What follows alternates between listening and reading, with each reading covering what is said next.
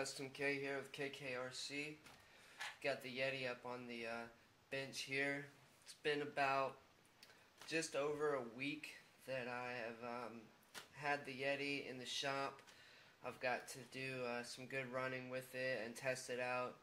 Unfortunately, I haven't got too many running videos up on the YouTube channel for you guys to check out. I apologize for that.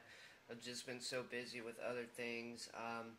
Also in the process of getting moving the editing studio, getting a new editing computer, which is going to be a month at least before we get that in here and get it up and running. So I'm having to use just kind of a backup, kind of temporary editing setup. So I've had to adjust to that. Just now getting used to it and getting it set up. So that's one of the reasons why I haven't got too many running videos of the YETI up for you guys, but I do promise to have a good running video up for your viewing real soon within the week. So, but I have got to run it, even though it hasn't been on camera for you guys to see, and I've had time to look over the YETI and run it and have enough running time to state my opinion on what I think about the vehicle. So I just wanted to throw the camera up and just kind of go over the YETI, like a quote-unquote after-run review, just to tell you guys what I think about it after getting a chance to run it for a couple days. So we're going to go ahead and just jump into it. I'm just going to start telling you guys what I think about it, some of the things that I might change in the future, and just stuff like that. So I've been running it for like about a week, like I said. I've ran it on little short course tracks. I have taken it out in the woods and ran it over some rocky gullies and things like that. I even set up a little Ultra 4 course that kind of had some long straightaways, some tight turns, a couple jumps, as well as a rock section. And for right out of the box, I will go ahead and say that this rig is definitely set up more so for speed or fast suspension clashing rocks, stuff like that. Kind of like the Axial a little bit, just with a little bit of rock racing thrown in there. It can crawl right out of the box, but you're not going to be able to crawl like you could with a Wraith or a SCX-10. It's a sensorless, brushless setup, so crawling that low end torque, you are going to experience some cogging. It does have the open diff in the front, so if you break traction while you're crawling and that front diff starts spinning or slipping, it's just not gonna work. So for technical crawling, it will need some modifications right out of the box to do that.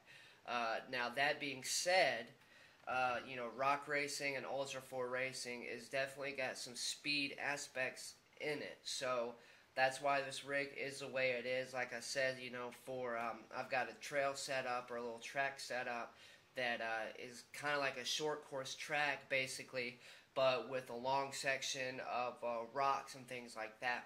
And it's perfect for that.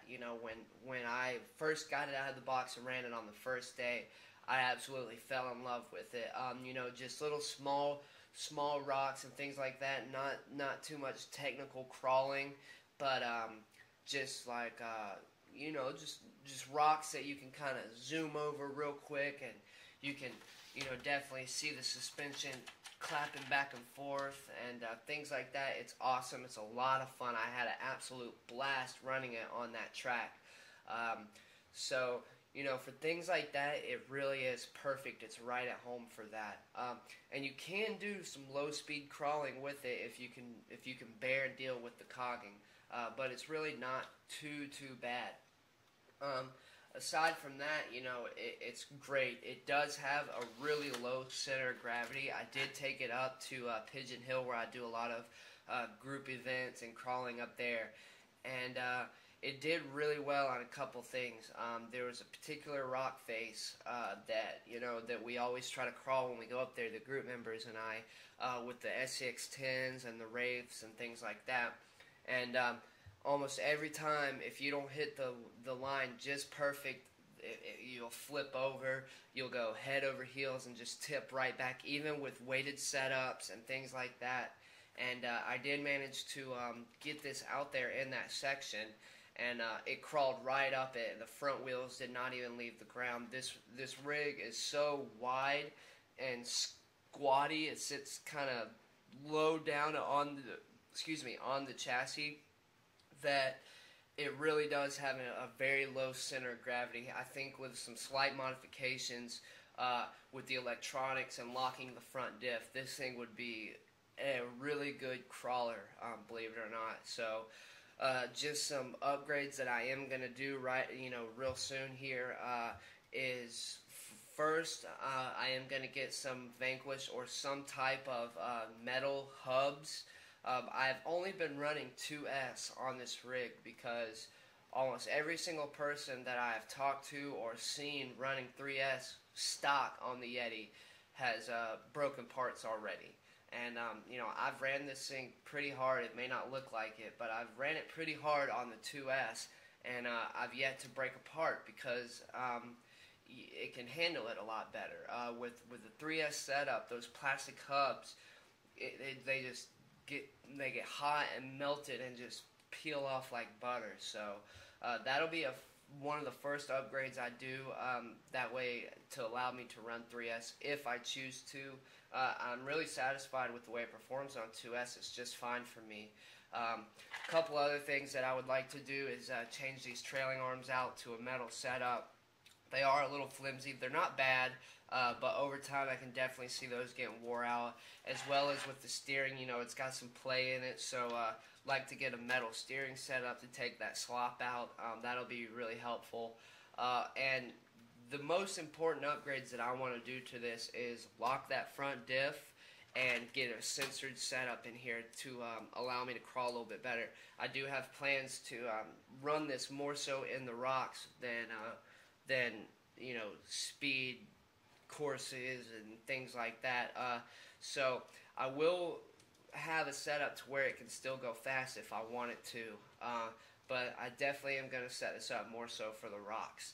So censored setup and locking the front diff are going to be the top two priorities on my list to get this thing how I want it. Aside from that, the shocks on this rig is phenomenal for some stock shocks out of the box. Axial did a great job moving to the aluminum shock bodies, and they are just so fluid and smooth, and they really are a nice setup for a stock setup. I don't see myself changing those out anytime soon, and if I do, it's strictly going to be for cosmetic purposes. These shocks perform great out of the box. I love the cage. I have flipped it over multiple times, smashed it into rocks on the front, and this body and the cage has held up. If you look closely, there's a couple scratches on the side of the body. The A-arms have taken quite a beating on the front, but no broken parts so far, no cracks on the body. So I'm really pleased with the strength and the rigidity of this body. So overall, I'm really digging the Wraith. I'm really excited to continue to run it and get some running videos for you guys and just show you guys what it can do. It is really a good rig. I think Axial hit a home run with this. They definitely did their homework, with the people making the Rexos, and they gave us what we wanted: an independent front with the solid axle rear, the easy access cage, to get under there and work on your rig. They really did their homework and produced a good product here, and I'm really happy to be able to test it for them and just have the opportunity to run this rig and have one of these in my studio. So it has definitely met my expectations and exceeded them a little bit, and I'm really happy to run this rig. So if you guys, anybody out there is thinking about getting one of these, I would really recommend it. I think it's a great buy, and that you will be pleased. A lot of people have been complaining or having issues with the beads, blowing the beads. Once again, that's because these guys are out there running 3S on a stock setup. Yes, the ESC and the motor in here can take a 3S, but I really don't feel like it's intended for that stock right out of the box.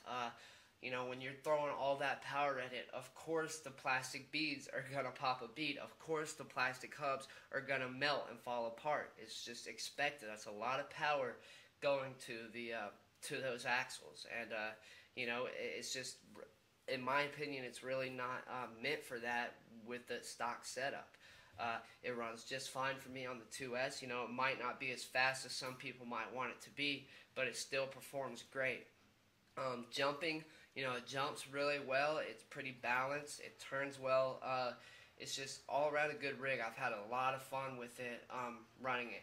It is waterproof out of the box. I have not got it wet yet on the trails. I did take it up to Pigeon Hill with me that day, and I had it on my backpack, and it actually rained on me. We got rained out, so it definitely did get wet. I wasn't running the vehicle, but it definitely got wet, and there was no issues with that. The 2-speed transmission, you know, it's locked, so I haven't got a chance to test that out yet. But so far, my initial thoughts of this vehicle are really good. I'm really liking it. So anybody out there thinking of getting one, I would definitely highly recommend it.